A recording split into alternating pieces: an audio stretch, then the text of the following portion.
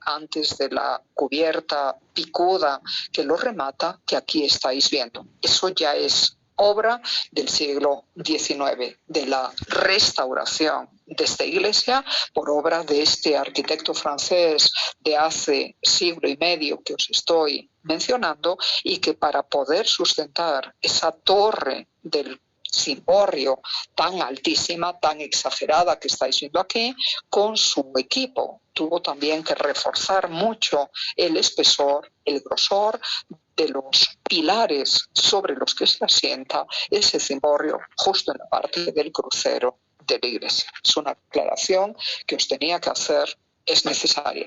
Y fijaros cómo en esas obras de restauración se retiraron de las proximidades de la cabecera todas las pequeñas casas que podían enmascarar la vista de la misma, dejando perfectamente al descubierto aquí todos esos elementos característicos de las cabeceras con deambulatorio y capillas radiales del románico que os he comentado previamente. Hay un jardincito alrededor que nos deja ver cómo efectivamente, os lo estoy ampliando aquí, por debajo del tejado de la capilla mayor, con sus propias ventanas altas, como veis, y curvos, y a la altura, en este caso, básicamente de las naves laterales del transepto, está el tejado curvo de la girola. Y por debajo de la girola veis las capillitas absidiales, que son redondeadas también en planta, son de diseño curvo y tienen cada una su propia bóveda de horno por dentro. Como también se cubre con bóveda de horno la capilla mayor, que es la más alta y la central de todas ellas. Así que iglesias con una gran cabecera muy desarrollada, deambulatorio y capillas radiales para que se puedan decir más misas a lo largo del día en el interior de la iglesia. Tenéis que saber que en los tiempos medievales, de preferencia, se instaba a los sacerdotes a no decir misa más de una vez al día sobre un altar, y como estos son centros de peregrinaje, los peregrinos que van a Santiago de Compostela pasan, si siguen ese camino por Toulouse y entran a rezar dentro de esta iglesia y quieren venerar las reliquias santas conservadas en su interior, cuantas más capillas radiales tenga la iglesia, más se facilita la veneración de esas reliquias y el hecho de que distintos grupitos de peregrinos puedan tener una misa a la llegada al espacio sagrado que aquí estamos viendo. Eso, por favor, entendedlo bien, os lo pido. Fijaros cómo detrás de la cabecera se desarrolla el transepto, muy marcado en planta. Fijaros como todas estas iglesias del grupo de peregrinación tienen una planta que en términos genéricos podemos describir como planta en cruz latina. Le llamamos así cuando la iglesia tiene un transepto que se destaca claramente en su contorno del desarrollo de las naves laterales. ¿De acuerdo? Tiene la misma altura que el conjunto de las naves en la parte occidental, pero se destaca en forma perpendicular, cruza, corta. Acordaros que por eso le llamamos transepto el desarrollo de esas naves antes de la cabecera. Queda entre la cabecera y el cuerpo de la iglesia. Es lo que estáis viendo aquí. Y también por la fotografía y por las ventanas altas podéis deducir que el transepto tiene tribunas sobre las naves laterales. Y también veis aquí, igual que pasaba en Conques, que la nave central del transepto, igual que la nave central de la iglesia, no tienen iluminación propia, no tienen ventanas altas. Acordaros, por favor, de eso. Luego pasamos ya al cuerpo de la iglesia. El transepto, acordaros, funciona como los brazos de la iglesia. El resto de lo que queda hasta la entrada en la fachada occidental recibe el nombre de cuerpo. Fijaros bien en el cuerpo de la iglesia. Os voy a preguntar, que os noto muy callados, ¿cuántas naves viendo esta fotografía, podéis deducir que tiene esta iglesia en ese cuerpo principal o occidental de la misma. Que alguien me conteste. 5 naves. Muy bien. A ver, cualquiera de vosotros que lo dijisteis, muy bien, os felicito. ¿Por qué deducís que tiene 5 naves? Por el techo y los niveles. A ver, ¿qué le pasa? A la nave central, ¿tiene ventanas o no tiene ventanas? No tiene. No tiene, así que esa es una, y es la que se cubre a 2 vertientes. Luego, ¿qué viene? Esa que tiene ventanitas altas, ¿de qué será? De las tribunas.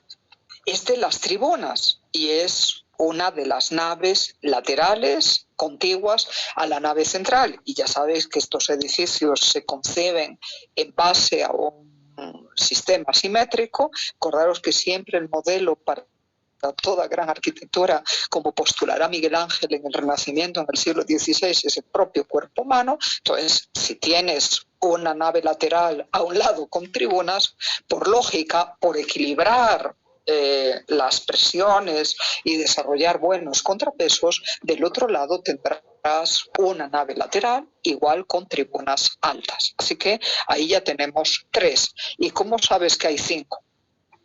Es una pregunta de perogrullo, pero solo os invito a que analicéis lo que estáis viendo.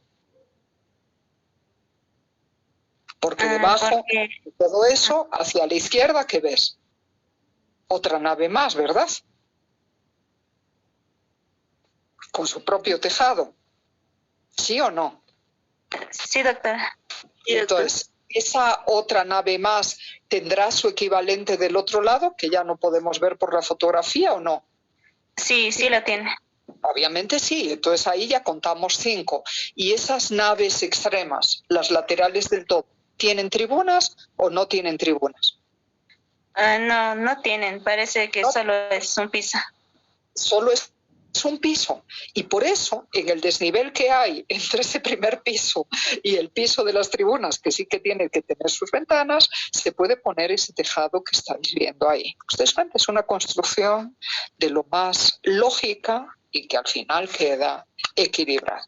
Es la iglesia de Saint-Cernin de Toulouse, que se empezó a construir de esta, igual que de la de Conques y la de Santiago. Hay buena documentación, sabemos que se empezó a levantar en el 1078, por eso entra de pleno ya en el románico que describimos como pleno, y dirigió las obras, por lo menos a comienzos del siglo XII, un canónigo fabriquero, es decir, uno de los sacerdotes de la iglesia, pero que tenía habilidades, tenía conocimientos de construcción para supervisar el desarrollo con los canteros y albañiles de toda la obra, llamado Raymond Gaillard, es solo un nombre que os digo, y parece ser que la iglesia ya estaba prácticamente terminada para el 1118. Así que lo podéis redondear cerca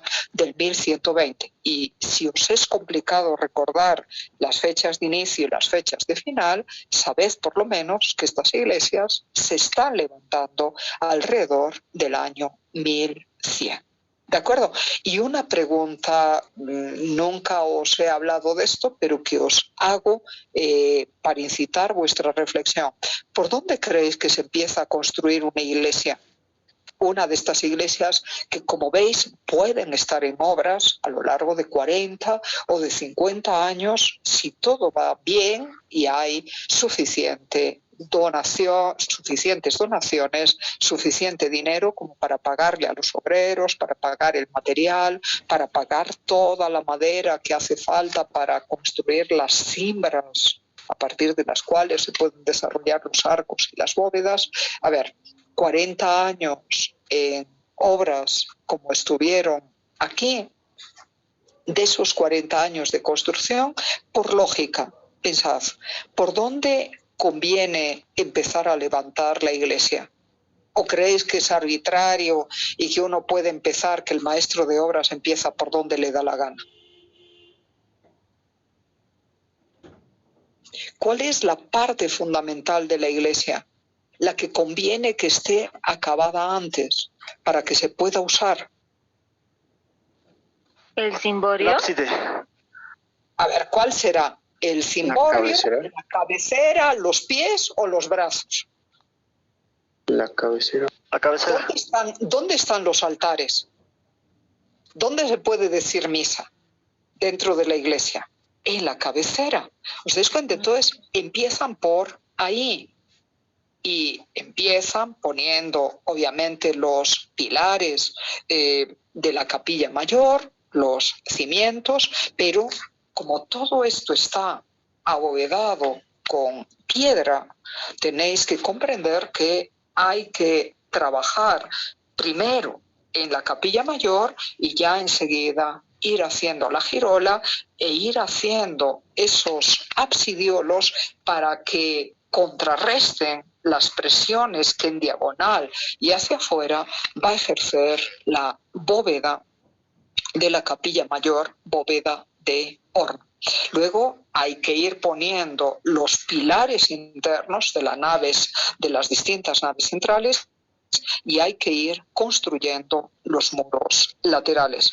Pero normalmente, por lo que he estudiado, por lo que he visto, el orden es de la cabecera y de hecho cuando tenemos documentación se sabe que se consagran las capillas de la iglesia a veces 20 años antes de que esté terminado todo lo demás, porque el pueblo necesita un espacio en donde oír misa, así que imaginaros, todo lo demás está con andamios, medio cerrado, todavía no hay fachada ninguna, pero por lo menos esta parte de la cabecera, una vez que está abovedada, que está techada, ya puede empezar a usarse. Y porque además, acordaros, muchos de estos edificios reemplazan a iglesias previas, levantadas en el mismo lugar y normalmente más pequeñas, que pueden venir del tiempo paleocristiano o del tiempo prerrománico. Entonces, sería un disparate dejar al pueblo sin la iglesia, rompiéndolo todo, desmoronándolo todo, destruyéndolo todo.